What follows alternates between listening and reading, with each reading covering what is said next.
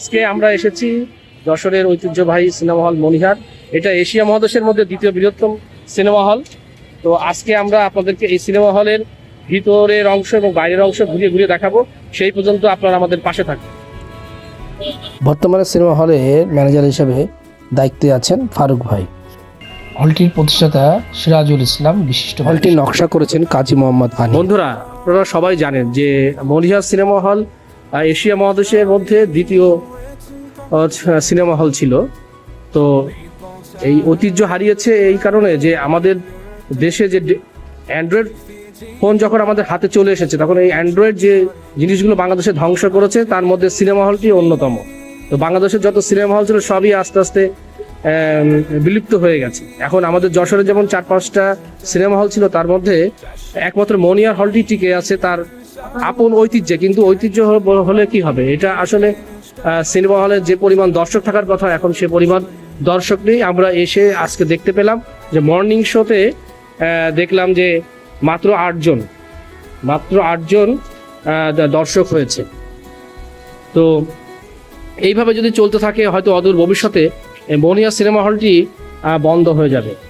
তো আমাদের এখন কি করার আছে যে এই ইন্টারনেটের যুগে, অ্যান্ড্রয়েড মোবাইলের যুগে একটি সিনেমা হল টিকে থাকা অন্তত বাংলাদেশের ক্ষেত্রে অনেক কষ্টদায়ক মনে হচ্ছে। আমরা আমাদের সংস্কৃতিও প্রায় হারিয়ে ফেলছি এই সমস্ত কারণে, অ্যান্ড্রয়েডের কারণে।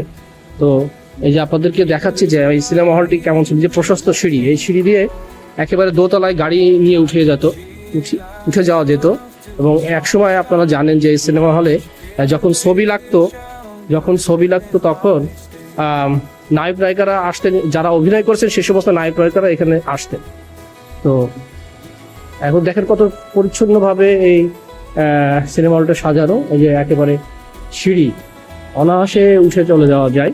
এটা দোতলা, আমরা দোতলায় উঠে আসছি। দোতলা কত সুন্দর, এবং দেখেন অনেক নায়িকাদের ছবি এখানে ডিসপ্লে করা আছে। অনেক নায়িকাদের ছবি ডিসপ্লে করা আছে।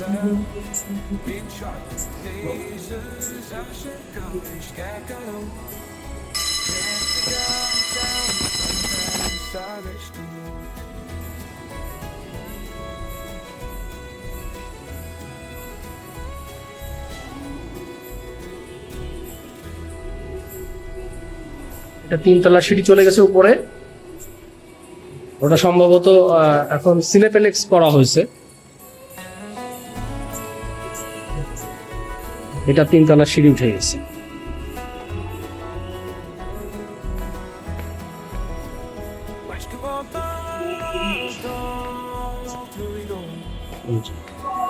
দেখলেন, এটা 3তলা।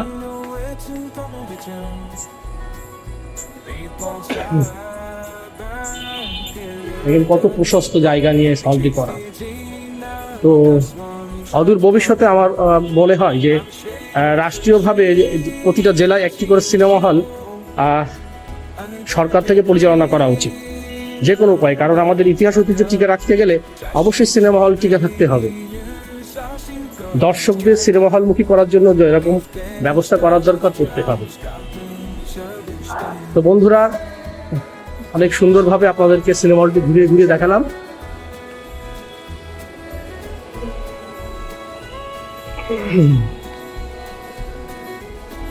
এই ঐতিহ্যবাহী সিনেমা হলটি 1983 সালের 8ই ডিসেম্বর উদ্বোধন করা হয়। ঐতিহ্যবাহী এই সিনেমা হলের সাথে বর্তমানে 66 আসনের একটি চমৎকার সিনেপ্লেক্স সংযুক্ত করা হয়। এশিয়া মহাদেশের মধ্যে দ্বিতীয় বৃহত্তম সিনেমা হল মনিহার। এটা আমরা সুন্দরভাবে আপনাকে ঘুরিয়ে ঘুরিয়ে দেখালাম। তো এখনো তার আপন মহিমায় এখনো হলটি টিকে আছে, কিন্তু দর্শক না থাকলে হল দিয়ে কি হবে, তাই না? এই পেশার সাথে যে সমস্ত মানুষগুলো, তাদেরও একটা পেশা তার হারিয়ে অন্য কাজে তারা চলে গেছে। 1433 জন দর্শক ধারণ ক্ষমতা সম্পন্ন এই হলটি বিশ্ববরেণ্য চিত্রশিল্পী এস.এম. সুলতানের তত্ত্বাবধানে হলটির সমস্ত কাজ সম্পন্ন হয়। একসময় সিনেমা হলটিতে বিদেশি নাগরিকরাও সিনেমা দেখতে আসতো, যেমন কোরিয়া, রাশিয়া। এই যে আমাদের মনিহারের সামনের অংশ, হ্যাঁ, মনিহারের সামনের অংশ। এই যে আমাদের স্বপনদা অনেক সিনেমাতে অভিনয় করেছে, কিন্তু আমাদের যশোরের পরিচিত একজন মুখ এই যে মনিহার। তার কাছ থেকে আমরা একটা সাক্ষাৎকার শুনতে পারি যে সে কিভাবে একসময় মনিহারের সিনেমা দেখতো। বলে, আমি যখন এই হলটা তৈরি হয়, উদ্বোধন হয়, তখন প্রথম যে 3টে শো, ওই মিন্টু আমার নাম কি জনি এরকম সিনেমা আমি দেখেছি প্রথম। হ্যাঁ, তখন তো অনেক দর্শক হতো, প্রায় 1430টা সিট। হ্যাঁ, এশিয়া মহাদেশের দ্বিতীয় বৃহত্তর সিনেমা হল মনিহার। হ্যাঁ, কিন্তু এখন এখানে দর্শক খুব কমে গেছে, এখন এই মোবাইলের কারণে দর্শক নেই। তারপরেও মানুষ আসে বিনোদনের জন্য সিনেপ্লেক্স আছে, এখানে 200-250 টাকা থেকে খুব সুন্দর সিনেমা দেখা যায়। ধন্যবাদ দাদা আপনাকে। এই যে আমরা সিনেমা হলের বাইরের অংশ আপনাদেরকে দেখালাম। এখন একটা ছবি চলছে, দাগিনা অগ্নি ও ছবি, অগ্নি ছবি চলছে।